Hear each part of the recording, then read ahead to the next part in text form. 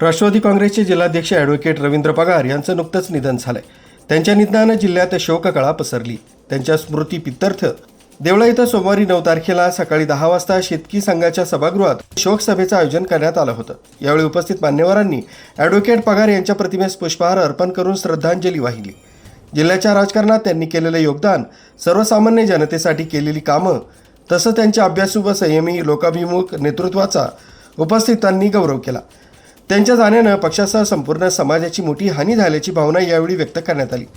शोकसभेच्या शेवटी दिवंगत आत्म्यास सद्गती लाभो, तसंच त्यांच्या कुटुंबियांना हे दुःख सहन करण्याची शक्ती मिळो, अशी सामूहिक प्रार्थना करण्यात आली। याप्रसंगी प्रांतिक सदस्य व बाजार समितीचे माजी सभापती योगेश आहेर, उपनगराध्यक्ष संभाजी आहेर, शरद पवार गटाचे तालुकाध्यक्ष पंडितराव निकम, नगरसेवक जितेंद्र आहेर, बाजार समितीचे संचालक भाऊसाहेब पगार, शेतकी संघाचे चेअरमन संजय गायकवाड, पीके अप्पा आहेर, पतसंस्थेचे संस्थापक सुनील आहेर, स्वाभिमानी शेतकरी संघटनेचे समन्वयक कुबेर जाधव, शिवसेना उद्धव ठाकरे तालुका प्रमुख प्रशांत शेवाळे, अजित पवार गटाचे तालुकाध्यक्ष कैलास देवरे, भाजपचे तालुकाध्यक्ष किशोर आहेर, जिल्हा सरचिटणीस जगदीश पवार, गटनेते संतोष शिंदे, माजी उपनगराध्यक्ष अतुल पवार, काशीनाथ पवार, गोविंद सूर्यवंशी, आर्यन शिरसाट, भाऊसाहेब आहेर, रवींद्र जाधव, महेंद्र आहेर, दिलीप मेतकर, डॉक्टर किरण आहेर, योगेश वाघमारे, चिंतामण आहेर, बाळासाहेब मगर, युवराज आहेर, सचिन सूर्यवंशी, संजय साळवे, भाऊसाहेब वाघ, साहेबराव सोंजे, पुंडलिक आहेरे, सचिन सूर्यवंशी, किरण आहेर आदींसह सर्वपक्षीय पदाधिकारी व कार्यकर्ते उपस्थित होते।